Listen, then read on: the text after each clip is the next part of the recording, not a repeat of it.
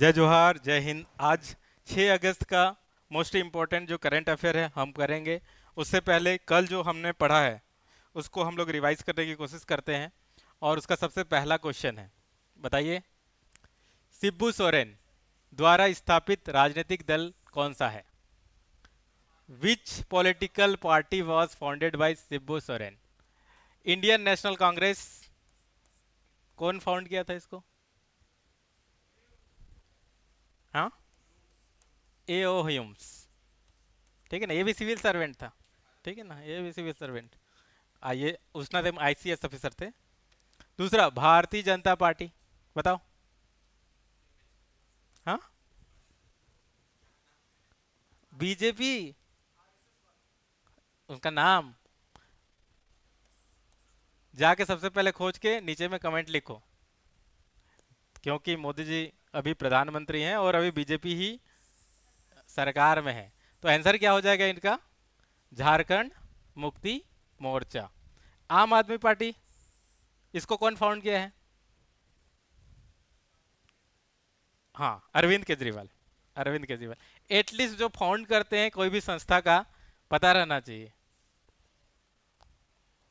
अगला जो क्वेश्चन है, भारतीय मौसम विज्ञान विभाग, ठीक है, किस मंत्रालय के अधीन कार्य करता है? The India meteorological department function under which ministry? Ministry of earth science, ministry of environment forest and climate change, ministry of science and technology, ministry of home affair. बताओ, मौसम विभाग कहाँ से आएगा? हम्म? होम मिनिस्ट्री तो नहीं हो सकता। ठीक। साइंस एंड टेक्नोलॉजी हो भी सकता है क्योंकि टेक्नोलॉजी लग रहा है, लेकिन नहीं। वन विभाग नहीं, ये नाम से ही है। मौसम, पृथ्वी विज्ञान। ठीक है, तो आंसर क्या हो जाएगा? ए हो जाएगा। अगला क्वेश्चन, एक पेड़ माँ के नाम पहल के तहत विकसित मातृवन किस क्षेत्र के लिए किया गया है? अरावली पर्वतमाला। ठीक है, अरावली पर्वत बोल रहे हो। अरावली पर्वत कहाँ पे है? यहाँ पे है। ठीक, अरावली बिल्कुल सही आंसर। क्या हो जाएगा? अरावली। नीलगिरी कहाँ है? है यहाँ पे साउथ। ठीक है, जहाँ पे ईस्टर्न घाट वेस्टर्न घाट मिलते हैं वहाँ पे नीलगिरी मिल जाएगा। चलो, शिवालिक कहाँ है? ऊपर, ये हिमालय का जो लास्ट शोर होता है वो शिवालिक हो गया। हाँ। ठीक, उदयगिरी कहाँ है? हाँ, उदयगिरी कहाँ है? उत्कल मतलब, नहीं, उड़ीसा। उड़ीसा के क्षेत्र में। ठीक है, तो नॉर्थ साउथ ईस्ट वेस्ट। ठीक है ना, इसी कारण बहुत सारे जो स्कूल होते हैं उसका जो अलग अलग हाउस का नाम भी रहते हैं। ठीक है, नवोदय विद्यालय होगा तो वहाँ पे ये 4 हाउस के नाम है। चलो, बताना है, पीएम मित्रा योजना किस क्षेत्र और उद्योग से संबंधित है? PM Mitra scheme is related to which sector और इंडस्ट्री? कल ही पढ़े हैं। कृषि और सिंचाई नहीं है। Steel and mining, renewable energy, textile, वस्त्र उद्योग कल बताया तो आईआईएम के बाजू में कुर्रू में बन रहा है। क्या करते हो? अगला क्वेश्चन, किस बैंक ने आधार आधारित फेस ऑथेंटिकेशन के माध्यम से बैंकिंग सेवा प्रदान करने की पहल की है? Which bank has introduce Aadhaar based face authentication and delivery banking service? State bank of India नहीं, आईसीआईसी बैंक नहीं, एचडीएफसी, इंडिया पोस्ट। ठीक है, इंडिया पोस्ट। ठीक है ना, बाकी 3 ऑप्शन क्यों याद करके रखना है? क्योंकि एक क्वेश्चन और आ जाएगा। इंडिया का जो सिस्टमेटिक जो बैंक है, टू बिग टू फेल, मतलब अगर ये बैंक फेल हो जाएंगे तो इंडिया का अर्थव्यवस्था टूट जाएगा। वो कौन कौन सा बैंक है? H D F C, ICSC. ठीक है, ये क्वेश्चन आपका बैंकिंग में बहुत फेवरेट क्वेश्चन है। अगला question, which of the following statement is incorrect? निम्न में से कौन सा कथन गलत है? 371 ए नागालैंड के लिए, बिल्कुल सही। 371 डी आंध्र प्रदेश और तेलंगाना के लिए, बिल्कुल सही। 371 एफ सिक्किम के लिए, फ्री में घूमने जाओ, सही। ये गलत हो जाएगा। जे क्या है, गोवा के लिए नहीं है, किसके लिए है, कर्नाटका के लिए। ठीक, ये कॉन्स्टिट्यूशन का क्वेश्चन है, स्टैटिक। आज नेक्स्ट जो आज का इंपॉर्टेंट न्यूज़ है, फिर से अब 5G को रिवाइव करने की बात किया जा रहा है, कहाँ का, BSNL। ठीक है, अब जियो फैक्टर थोड़ा खत्म हो गया है, ठीक है मोदी जी एब्सोल्यूट मेजोरिटी में नहीं है ना। चलो हाँ, तो BSNL ने साइन किया है NRL।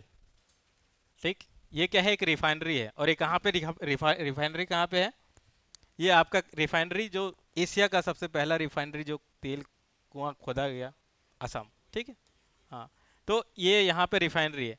तो वहाँ पे क्या है, जो 5G कनेक्शन के थ्रू जो है इंडिया का first 5G captive non public network के थ्रू ये कनेक्टिविटी प्रोवाइड कर रहा है 5G नेटवर्क। कौन, BSNL। क्यों, ऐसा क्यों हो रहा है, जियो को भी तो बोल सकते थे, क्योंकि ये PSUs है और स्ट्रेटेजिक सेक्टर है, तो हम लोग क्या है, सरकार से ही भरोसा कर सकते हैं ना, सरकारी कंपनी के स्ट्रेटेजिक है, तो ये न्यूज़ में इसलिए है। अगला जो इंपॉर्टेंट न्यूज़ है वो क्या है, एक विन फास्ट, ये क्या है, मेड इन इंडिया सुन रहे हैं, मेक इन इंडिया सुन रहे हैं, चाइना प्लस वन स्ट्रेटेजी एक होता है वो सुन रहे हैं। जैसे कि ट्रम्प और चाइना के बीच जब लड़ाई हुआ था, तो हम सोच रहे थे कि सबसे ज़्यादा फायदा हमको होगा। कैसे होगा, चाइना वाले में जो इंडस्ट्री लगाते थे वो लोग कहाँ, हमारे पास आ जाएंगे, ठीक है ना। लेकिन होने में थोड़ा थोड़ा लेट लग रहा है, लेकिन हो रहा है लगता है, क्योंकि जो विन फास्ट है वियतनाम की कंपनी है, इलेक्ट्रिक व्हीकल बनाती है। जैसे कि टेस्ला आ गया, टेस्ला इलेक्ट्रिक व्हीकल बनाती है। उसके बाद BYD सुने हैं नाम, ठीक, चाइना वाला, चाइना ग्रेट वॉल, ठीक है ना। वैसे क्या है कि हमारे देश में भी ये जो विन फास्ट है वो पहला EV प्लांट लगा रहा है। कहाँ पे लगा रहा है, तमिलनाडु पे।